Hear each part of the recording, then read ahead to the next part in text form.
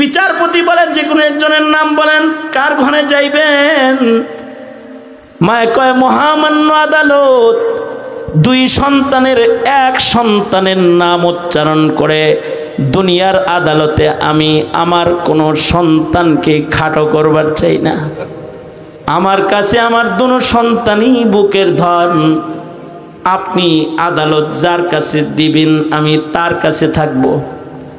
বিচারটা আপনি করে দেন, ফায়সালা আপনি দিয়ে দেন। বিচারপতি বলে তখন আমি মায়ের এ অবস্থা দেখে সার্বিক বিবেচনায় ছোট সন্তানকে বললাম, তোমার দেহে শক্তি বেশি, তোমার বড় ভাই বৃদ্ধ হয়ে গেছে, তোমার ইনকাম বেশি, তোমার বড় ভাইয়ের ইনকাম কম, তোমার বাড়িতে জায়গা বেশি, তোমার বড় ভাইয়ের বাড়ি ছোট, তোমার মার খেদমতের জন্য তোমার বাড়িটাই তার থাকার জায়গা, খেদমতের জায়গা হিসেবে আদালত থেকে লিখে দিলাম। কিন্তু তুমি বড় ভাইয়ের কাছে গেলে বড় ভাই যেমন তোমার মাকে তোমার ঘরে দিত না, এমন আচরণটা কখনো তুমি বড় ভাইয়ের সাথে করবে না। কখনো যদি তোমার বড় ভাই মার খেদমতের জন্য তোমার দরজায় দাঁড়িয়ে তোমার মাকে চাই, নিজের কোলে কইরা নিজের মারে বড় ভাইয়ের ঘরেও তুমি দিয়া আইসো। তো মোহতারাম হাজরিন, মানুষ যদি ভালো হয় তাহলে সে এত ভালো যে সে আল্লাহর জান্নাতে আল্লাহর কাছে থাকার উপযুক্ত হয়। একমাত্র সৃষ্টি একটা ভালো মানুষ জমিনে থাকতে আল্লাহ আল্লাহ বলনেওয়ালা একজন থাকতে কিয়ামত হবে না। সুবহানাল্লাহ বলেন। কিন্তু মানুষ যদি নিকৃষ্ট হয় তো উলাইকা কাল আনআম, উলাইকা কাল আনআমি বাল হুম আদাল, উলাইকা হুমুল গাফিলুন। যারা গাফেল লোক, আল্লাহর দিন, আল্লাহর হুকুম, আল্লাহর পছন্দ এগুলো থেকে গাফেল মানুষ যারা, তাদের নিকৃষ্টতা বুঝাইতে যে আল্লাহ বলেন যে তারা চতুষ্পদ জন্তুর মতো, বরঞ্চ ওরা চতুষ্পদ জন্তুর চাইতেও বেশি নিকৃষ্ট। অর্থাৎ মানুষ খারাপ হইলে এটা শুয়োরের চাইতে খারাপ। খারাপ মানুষ কিসের চাইতে খারাপ? শুকরের চাইতে খারাপ। শুকর হলো নাজাসুল আইন, পায়খানা যেমন নাজাসুল আইন, শুকর এরকম নাজাসুল আইন। এর সাথে যেটা লাগে সেটা নাপাক হয়ে যায়। কিন্তু মানুষ যদি খারাপ হয়, মানুষ এত নাপাক হয় যে মানুষের দ্বারাই সব নষ্ট হয়ে যায়। এ কারণে একটা খারাপ মানুষ যদি ঘরে জন্মায় তো ঘর বরবাদ হয়ে যায়, ঘরের শান্তি শৃঙ্খলা নষ্ট হয়ে যায়। একটা খারাপ মানুষ যদি সমাজে থাকে সমাজটারে নষ্ট করে ফেলায়। আর যদি একটা খারাপ মানুষ দেশের রাজ সিংহাসনে বসা থাকে তো একটা খারাপ মানুষের আক্রমণে সারা দেশে অশান্তির দাবানল আগুন জ্বলে যায়। যেমন শেখ হাসিনা একজন রে ভারত পাঠায় দিছে, কিছুটা ঠান্ডা হয়ে গেছে। হে যদি থাকতো তো আজকে ওয়াজে বইতে পারতেন? মনে হয় না। থানার লোক পুলিশ পাঠায় দিত যে এখানে হুজুররে আসতে দিও না। এর আগে এরকম মুসিবতের শিকার আপনারা হন নাই? আমাকে দাওয়াত দিছে, আশেপাশে আনতে পারে নাই, কারণ হাসিনার বরকতি পুলিশ। তখন তারা মাহফিলের বাধা দেওয়ার জন্য হুজুর আসতে না পারে এমন পরিবেশ কায়েম করেছে। একটা খারাপ মানুষ অনেক ভয়ঙ্কর, একটা ভালো মানুষের অনেক দাম, আর একটা খারাপ মানুষ বড় নিকৃষ্ট। এ কারণে মানব জীবনে নিজেদের দায়িত্ব হলো আল্লাহর কাছে বলা, ওগো আল্লাহ, আপনি আমার খানদানে, আমার বংশে কোনো খারাপ লোক দিয়েন না। রব্বানা হাবলানা মিন আজওয়াজিনা ওয়া যুররিয়াতিনা কুররাতা আ'য়ুন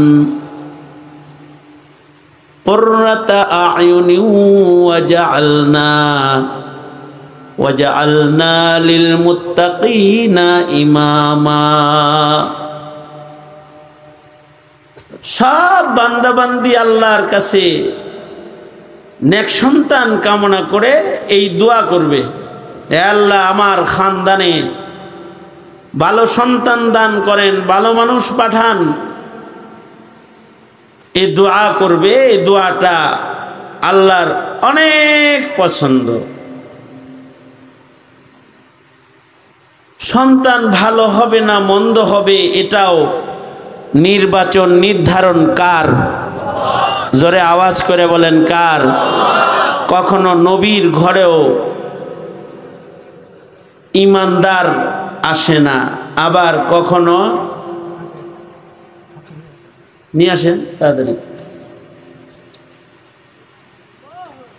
তো কখনো পয়গম্বরের ঘরে সন্তান নষ্ট হয়ে যায় আল্লাহ পাক হেদায়েত না দিলে। কারণ জোর কইরা কাউরে হেদায়েত দেওয়া যায় না। ইন্নাকা লা তাহদি মান আহবাবতা ওয়ালাকিন্নাল্লাহা ইয়াহদি মান ইয়াশা। ভালো মন্দ হওয়া এটা বান্দার হাতে না, এটা কার হাতে? জোরে আওয়াজ করে বলেন কার হাতে? কিন্তু চেষ্টা করা কার জিম্মাদারি? মানুষের। চেষ্টা হবে মানুষের, কবুল করবেন আল্লাহ। চেষ্টাটা যদি কেউ না করে তাহলে সে নিকৃষ্ট। আর কেউ যদি নিজের ঔরসে ভালো মানুষ আসার দোয়া করে, ভালো মানুষ ঔরসের সন্তানকে বানানোর মেহনত করে, তাহলে এই দোয়া করা বা মেহনত করাটা আল্লাহর কাছে অনেক পছন্দের। আল্লাহ বলেন কোন বান্দার ভেতরে যদি তার বংশে ভালো মানুষ কামনা করার দোয়া করার স্বভাব থাকে, তাহলে তাকে আল্লাহ তাআলা ইবাদুর রহমান, রহমানের গোলাম হিসেবে আল্লাহ তাআলা তাকে গণবেন। পুরস্কার হিসেবে উলাইকা ইউজাউনাল গুরফাতা বিমা সাবারু ওয়া ইউলাকাউনা ফিহা তাহিয়াতাও ওয়া সালামা।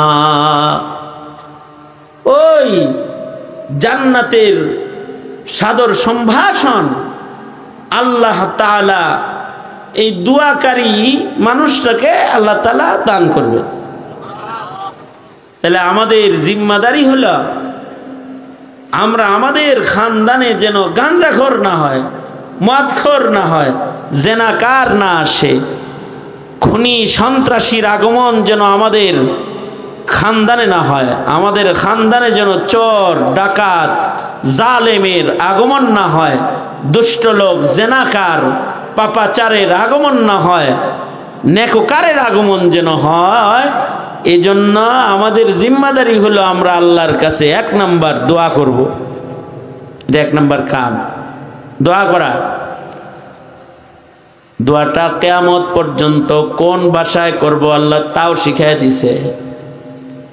আল্লাহ বলেন দোয়া করবি এমনি, রব্বানা হাবলানা মিন আজওয়াজিনা ওয়া যুররিয়াতিনা কুররাতা আ'য়ুন কুররাতা আয়ুনি ওয়াজআলনা লিল মুত্তাকিনা ইমামা। ভাষাটাও শিক্ষা প্রদান করেছেন। এ কারণে এই দোয়া বেশি বেশি পয়রা আল্লাহর জান্নাতের যাওয়ার রাস্তা প্রশস্ত করার মেহনত সকলে করব ইনশাআল্লাহ। বলেন জোরে আমার সাথে সবাই বিনা। বোবা আছেন কেউ? এনে কেউ বোবা নাই, সব মুকলা। যারা বোবা না তারা তাহলে জবান আছে, যেহেতু কথা কওয়ার শক্তি আছে। সবাই মিলে জোরে সোরে আমার সাথে পড়েন রব্বানা। একটু জোরে পড়েন, তাহলে দেখবেন অশুদ্ধ থাকলে শুদ্ধ হয়ে যাইব। তালে তালে দেখেন নুরানিতে বাচ্চারা গেলে তালে তালে পড়ায়, জোরে জোরে জোরে জোরে কি হয়, জোরে পড়াইলে মাখরাজ ঠিক হয়ে যায়। সবার সাথে জোরে পড়লে গলত সহি হয়ে যায়, গলতি দূর হয়ে যায়। সবাই মিলা জোরে করে আমার সাথে আওয়াজ করে বলেন রব্বানা হাবলানা। কত সুন্দর শোনা যায় একসাথে বললে, তাই না? একসাথে খালি তালি দিও, খালি একসাথে নিয়ে মগাজে একসাথে মাঝে মধ্যে দোয়া কালামও করতে হয়। বলেন সবাই রব্বানা। এখন আরো সুন্দর হয়েছে, আর একটু জোরে বললে আরো সুন্দর। রব্বানা হাবলানা মিন আজওয়াজিনা ওয়া যুররিয়াতিনা কুররাতা আয়ুন ওয়াজআলনা লিল মুত্তাকিনা ইমামা। দোয়া করতে যায় যদি বুইলা যান, অনেক সময় মনে থাকে না, আরবি আইবার চায় না। আলেম ওলামা যারা তাদের তো আসে, ছাত্র তলবে এলেমেরা আসে। আপনি মাদ্রাসায় পড়েন না, আপনার এটা ভুলে গেছেন, আর আনতে পারতেছেন না, তখনও দোয়া কি ছেড়ে দিবেন না? তখনও দোয়া বাংলায় করে আলাই দিবেন, কারণ আল্লাহ তো বাংলাও বুঝে নাকি বলেন, সব ভাষাই তো তিনি বুঝেন। কারণ বান্দাকে সব ভাষা শিখাইছে কে? আল্লামাহুল বায়ান। সব ভাষা শিখায়া দয়া করছে রহমান। ভাষা কে শিখাইছে? জোরে আওয়াজ করে বলেন। আল্লাহ তো সব ভাষাই বুঝে, তখন বাংলায় কইবেন। যেমন এক বুজুর্গ, উনি বাংলায় বলতো, এমন সন্তান দে মাওলা, এমন সন্তান দে,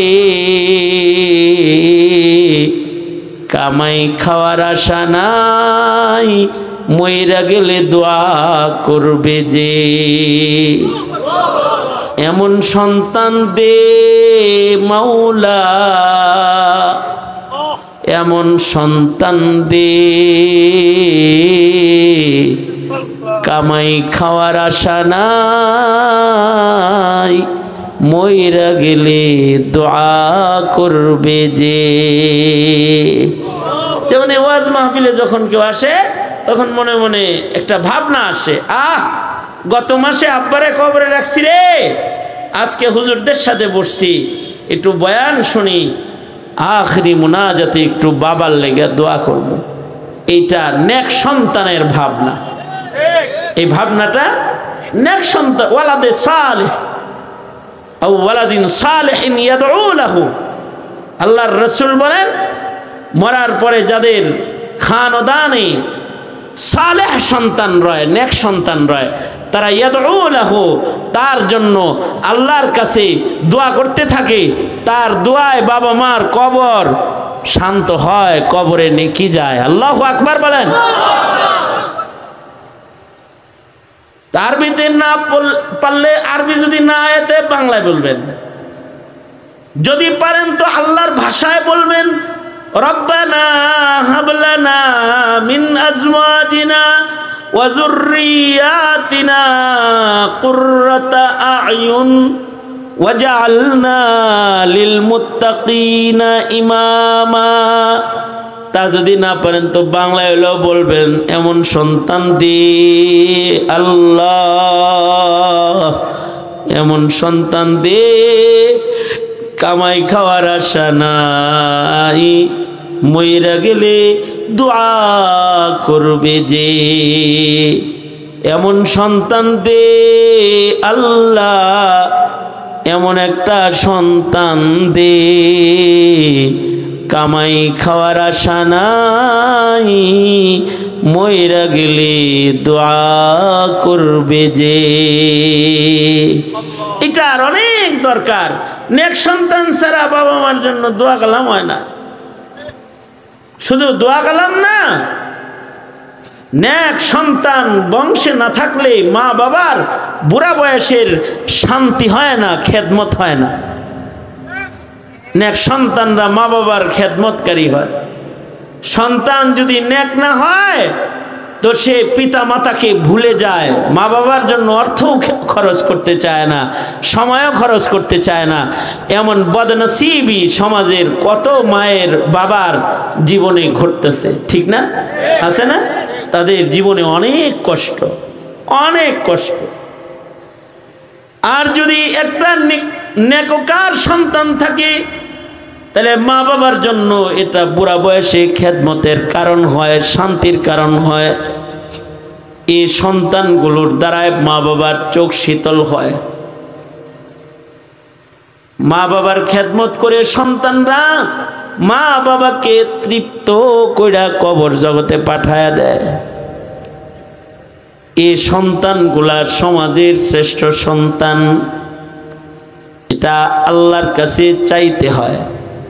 ওগো আল্লাহ, আমাকে আপনি একটা নেক সন্তান দান করেন।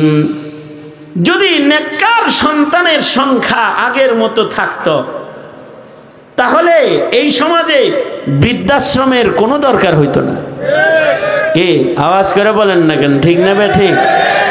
এখন তো সব জেলায় জেলায় জেলায় জেলায় বৃদ্ধাশ্রম করতেছে, কারণ বুড়া মা বাবার খেদমত করার সন্তান এখন কমে গেছে। অথচ মা বাবার খেদমতের মাধ্যমে, মা বাবার সন্তুষ্টির মাধ্যমে জান্নাত। রেজার রব্বির বিরেজাল ওয়ালিদ, বাবা খুশি থাকলে আল্লাহ খুশি। আল জান্নাতু তাহতা আকদামিল উম্মাহাত, সন্তানদের জান্নাত মার পায়ের নিচে। মা খুশি হলে সন্তানের জান্নাতে যাওয়া সহজ। সৌদি আরবের রিয়াদ থেকে একটা পত্রিকা বের হয়, পত্রিকাটার নাম হলো আর রিয়াদ। পত্রিকাটার নামই হলো আর রিয়াদ, রিয়াদ পত্রিকা। এই পত্রিকায় একবার এক বিচারপতির সাক্ষাৎকার ছাপা হলো। এই বিচারপতি সাক্ষাৎকারের শিরোনাম দিয়েছে, কাঁদো, রবের কাছ থেকে ভালো সন্তান চাও। আজকের সাক্ষাৎকার দিয়ে আমি মা বাবাকে ভালো সন্তান চাইতে দাওয়াত দেই। সাক্ষাৎকার হলো, সে বিচারপতি, তার কাছে একটা মামলা আসছে। মামলাটা করছে হলো ছোট ভাই। ছোট ভাই মামলা করছে বড় ভাইয়ের নামে। আমাদের দেশের মামলা ছোট ভাই যদি যা করে তাহলে ছোট ভাইয়ের মামলা হয় যে আমি দেশের বাইরে ছিলাম, বড় ভাই জায়গা জমি সব লয়ে গেছে, মা বাবার এই ভুলায় চুলায় হাতের টিপসই লয়ে সব জায়গা জমি নিজে দখল করেছে। আদালত, আমি আমার জায়গা জমির ভাগ চাই, মা বাবার সম্পদের সমান ভাগ চাই। কিন্তু এটা একটা আশ্চর্য মামলা। ছোট ভাই আদালতে মামলা করেছে, মহামান্য আদালত। আমার বাবা নাই, আমার একমাত্র মা আছে যিনি অসুস্থ। 17 বছর যাবৎ মা প্যারালাইসিসের রোগী। আমার একটা বড় ভাই আছে, যে ভাই আমাকেও লেখাপড়া করাইছে। সে ভাই নিজের ঘরে মার খেদমত করে, একা একা তার বাড়ি থেকে মাকে কাউকে নিতে দেয় না। আমি ছোট ভাই হিসেবে বারবার চেষ্টা করেছি নিজের ভাইকে নিজের বাড়িতে এনে একটু খেদমত করতে, কিন্তু আমার ভাই মাকে দখল করে রেখেছে। বিচারপতি, আমি জানি মায়ের খেদমত করে সন্তানের জিন্দেগির বরকতের দরওয়াজা খুলতে হয়, জান্নাতের দ্বার খুলতে হয়। আমি জানি আমার মায়ের পায়ের নিচে মহান আল্লাহ আমার জান্নাত রেখেছেন। আমার বড় ভাই একা একা মার খেদমত করে, আমার ঘরে আমার মাকে দেয় না।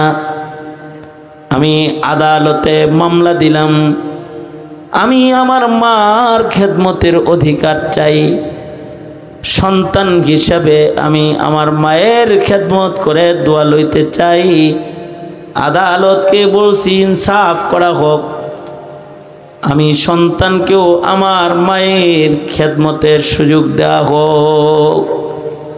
অথচ এই মায়ের তেমন কোনো সহায় সম্পত্তিও নাই, একটা স্বর্ণের আংটি ছাড়া আর কিচ্ছু নেই। অনেকে মা বাবার খেদমত করে জায়গা জমিটি পাওয়ার আশায়, কারণ খেদমত না করলে যদি আবার ওয়ারিশ না পায়, তো সে খেদমত করতে চায়। মায়ের সম্বল হইল একটা সোনার আংটি, আর কিছু নাই। খেদমত করে আসলে সে জান্নাত খুলতে চায়, এইটা হইল তার মামলা। আদালত বলে, বিচারপতি বলে, আমি দুনো ভাইকে ডেকে আনলাম, দুনো ভাইকে আদালতে তলব করলাম, তাদের বৃদ্ধা মাকেও তলব করলাম, হুইল চেয়ারে ঠেলে নিজের মাকেও আদালতে নিয়ে আসলো। ছোট ভাইরে বললাম যে মামলা করলা কেন? বড় ভাই মারে, এই মামলা করে ঘরের বাইরে আনছি মারে। বড় ভাই মাকে নিজের ঘর থেকে সরতে দেয় না, আমাদেরই খেদমত করার চান্স দেয় না। অথচ আমার কামাই রুজি বড় ভাইয়ের চাইতে বেশি, আমার বাড়ি বড় ভাইয়ের চাইতে বড় বাড়ি, আমার গাড়ি আছে, আমার বাড়ি আছে, আমার সব আছে, কিন্তু আমার ঘরে আমার মা নাই। এটা আমার সহ্য হয় না, তাই মামলা করেছি। বড় ভাইকে বলে, তুমি ছোট ভাইরে মা দেও না কেন? বড় ভাই বলে, দীর্ঘদিন মার খেদমত করতে করতে মার ইশারাও আমি বুঝি। মায়ের পেশাব পায়খানা আমার কাছে কোনো পরিষ্কার করতে কখনো আনিজি লাগে না। ও ছোট মানুষ, ওর যদি কষ্ট হয়, ও যদি মার তবিয়ত না বুঝে, তাহলে মার কষ্ট হইব। মা যেন শেষ বয়সে কষ্ট না পায়, জন্য আমি আমার ঘরে রেখে আমি প্রাণ ভরে খেদমত করি। ছোট সন্তান বলে, আদালত, আমিও তো এই মায়েরই সন্তান, আমিও তবিয়ত বুঝি, আমিও বুঝি, একই খালি একা বুঝে। আদালত বলে, কিং কর্তব্য বিমূঢ়, কেমনে ফয়সালা করব? অসুস্থ রুগী, 7 দিন এখানে 7 দিন ওখানে টানা হাসরা করলে কষ্ট হবে, যে কোনো একজনের কাছে থাকলে তো আরাম। তা আমি তার মাকে জিজ্ঞেস করলাম, বৃদ্ধা মা, আপনি আমাকে সাহায্য করুন, যে কোনো একটা ছেলের নাম আপনি প্রস্তাব করুন, আপনি যার বাড়ি থাকতে স্বাচ্ছন্দ্য বোধ করেন তার ব্যাপারে আদালত থেকে লিখে মামলা ডিসমিস করে দেব। মাকে যখন নাম বলার জন্য বলা হয়েছে, বিচারপতি বলে, করুণ দৃশ্য আমার নজরে পড়ল। এই মা একবার বড় ছেলের দিকে তাকায়, একবার ছোট ছেলের দিকে তাকায়। বড় ছেলেও হাউমাউ করে কান্দে আর কয়, মা, তোমার খেদমত থেকে আমার দূরে সরাইয়া দিও না মা। মা গো, আমার নাম কিন্তু তুমি কাইটা দিও না। আর ছোট ছেলের দিকে তাকায়, তো ছোট ছেলেও কান্দে আর কয়, সন্তান কি শুধু ওইটা? আমি কি তোমার সন্তান না? তোমার খেদমত করে রবের সন্তুষ্টি কি আমাকে অর্জন করার সুযোগ মা তুমি দিবা না? দুনো সন্তানের কান্না দেখে মা কিছু বলতে পারে না। বিচারপতি বলে যে কোনো একজনের নাম বলেন, কার ঘরে যাইবেন?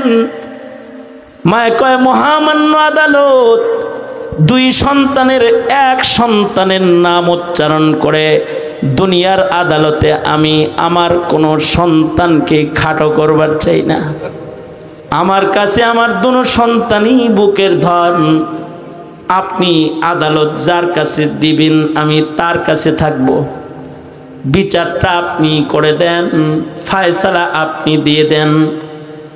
বিচারপতি বলে তখন আমি মায়ের এ অবস্থা দেখে সার্বিক বিবেচনায় ছোট সন্তানকে বললাম, তোমার দেহে শক্তি বেশি, তোমার বড় ভাই বৃদ্ধ হয়ে গেছে, তোমার ইনকাম বেশি, তোমার বড় ভাইয়ের ইনকাম কম, তোমার বাড়িতে জায়গা বেশি, তোমার বড় ভাইয়ের বাড়ি ছোট, তোমার মার খেদমতের জন্য তোমার বাড়িটাই তার থাকার জায়গা, খেদমতের জায়গা হিসেবে আদালত থেকে লিখে দিলাম।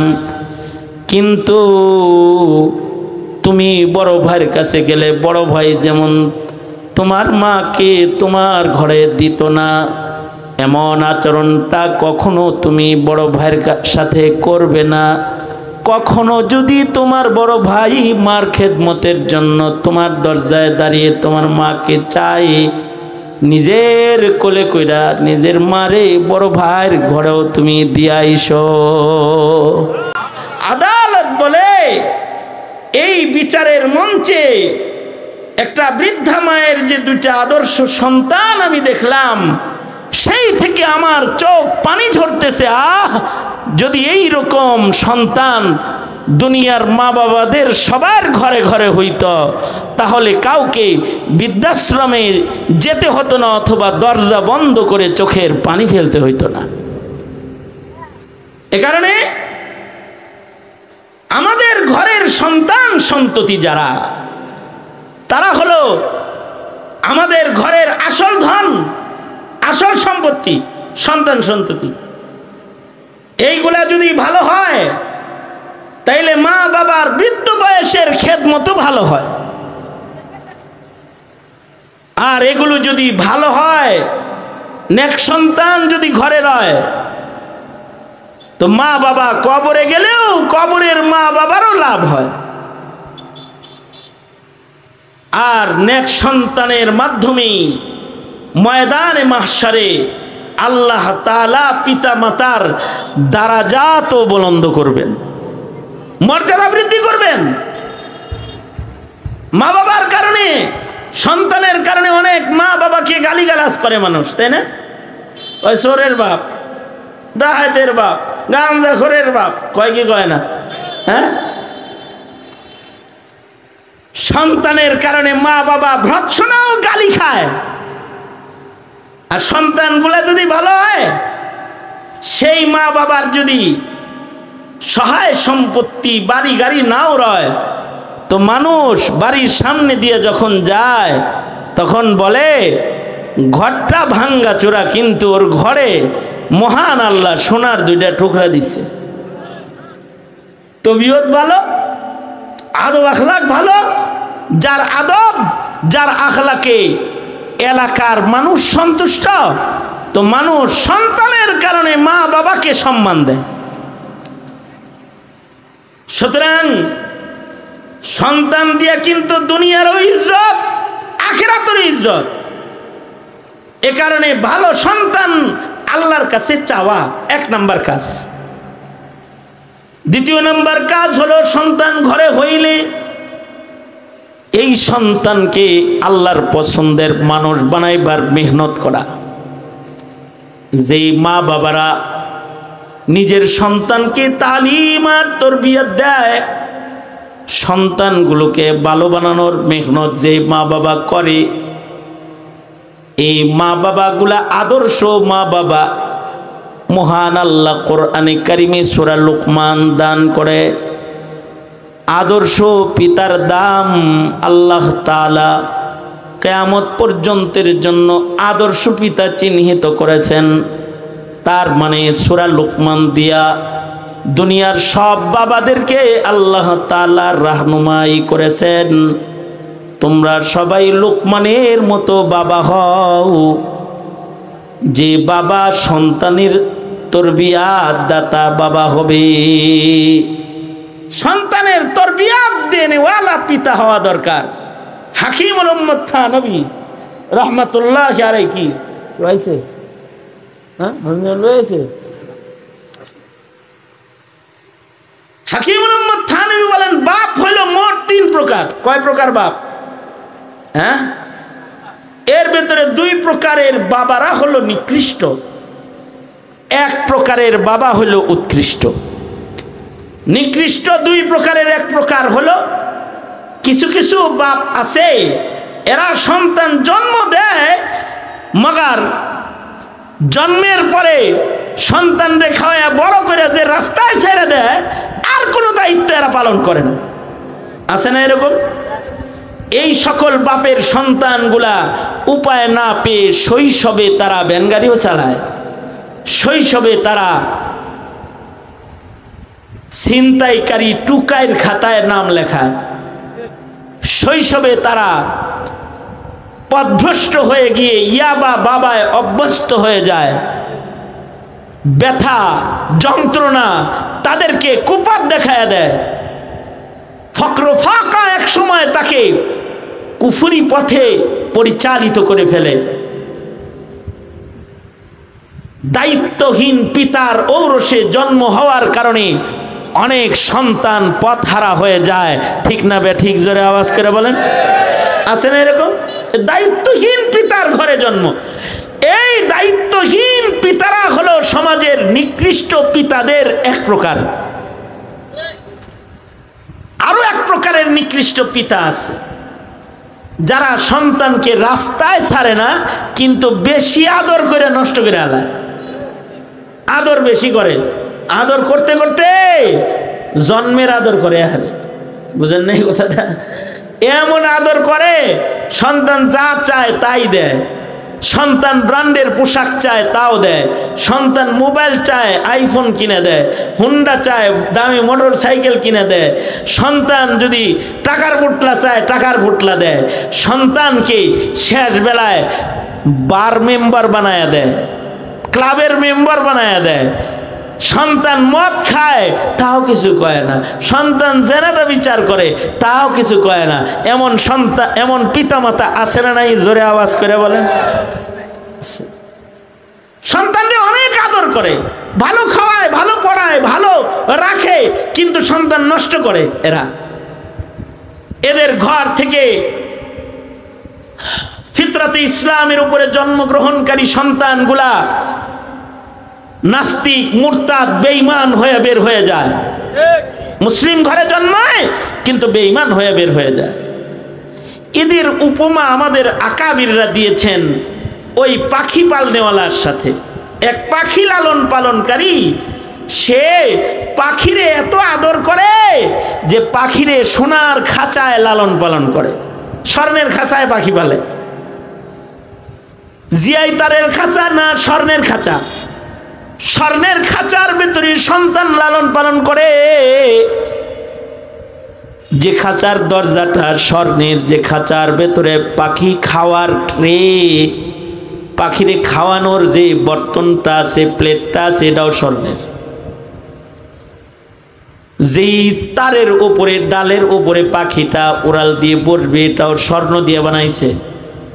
সোনার খাঁচায় নিজের পাখি লালন পালন করতেছে, স্বর্ণের খাঁচায় পাখিরে পানি খাওয়ায়, স্বর্ণের বর্তনে পাখিরে দানা খাওয়ায়, সোনার ট্রেতে, স্বর্ণের বর্তনে।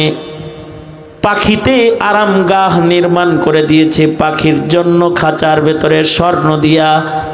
কিন্তু এ পাখিওয়ালার একটা বদভ্যাস আছে, সে পাখিকে টাইম মতো দানা পানি খাঁচার ভেতরে দেয় না। যদি খাঁচার ভেতরে দানা পানি না দেয়, সোনার খাঁচায় থাইকা কোনো পাখি হৃষ্টপুষ্ট হবে না। সোনার খাঁচায় রেখে পাখিকে বড় করা সম্ভব না, জীবিত রাখা সম্ভব না যদি না দানা পানি না দেয়া হয়। দানা পানির অভাবে স্বর্ণের খাঁচা থেকে এক সময় পাখিটা মরা লাশ হয়ে বের হয়ে যায়। হযরত থানবী বলেন, কিছু কিছু বাপেরা আছে, এরা সোনার প্লেটে সন্তানরে খানা খাওয়ায়, ডুপ্লেক্স বাড়িতে সন্তানকে বাস করায়, বিল্ডিং টাওয়ার করে দিয়ে যায়, সব করে দেওয়া যায়, কিন্তু সন্তানকে দিন ঈমান না শিখানোর কারণে মুসলিম ঘরের খাঁচা থেকে একটা নাস্তিকের লাশ কবরে চলে যায়, নাস্তিক মুরতাদ হয়ে ঘর থেকে বের হয়ে যায় এক সময়।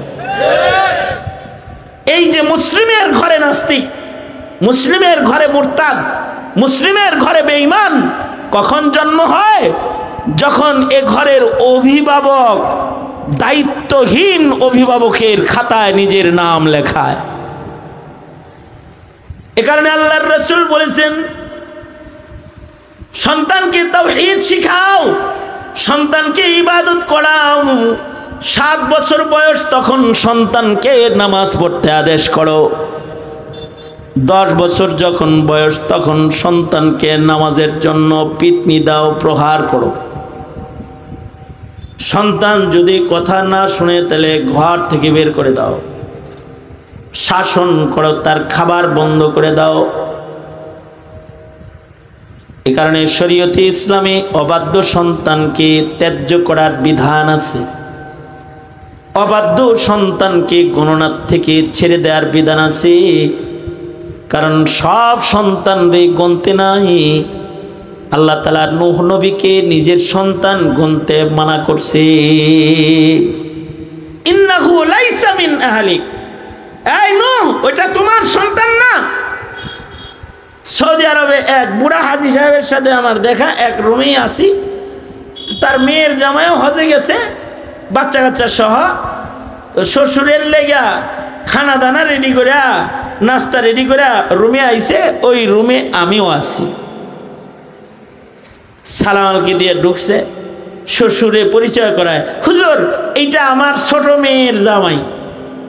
এটা ছোট মেয়ের জামাই। এটা আমি তো এর দেখা মনে করছি এটা কোনো মাদ্রাসার মুহতামিম অথবা মুহাদ্দিস সাহেব হইব, এরকম লাগতেছে আর কি। তা আমি জিজ্ঞাসি, ভাইজান আপনি কোন মাদ্রাসার খাদেম? এটাই জিজ্ঞাসি যে কোন মাদ্রাসার খেদমতে আছেন আপনি? এ মিয়া কয়, হুজুর আমি কোনো মাদ্রাসার খাদেম না, আমি একটা ইঞ্জিনিয়ার মানুষ। কিন্তু মহান রব্বুল আলামিন দাওয়াত ও তাবলীগের মেহনতের বরকতে আর আল্লাহওয়ালাদের সোহবতে আমাকে আল্লাহ তাআলা একটা নকল রং দান করছে আর কি, বাপ দান করছে। আসলে আমি মৌলবী না, মৌলবীর বাপ ধরছি। এই কথা বলতেই দেখি তার চোখের পানি টলটল করতেছে।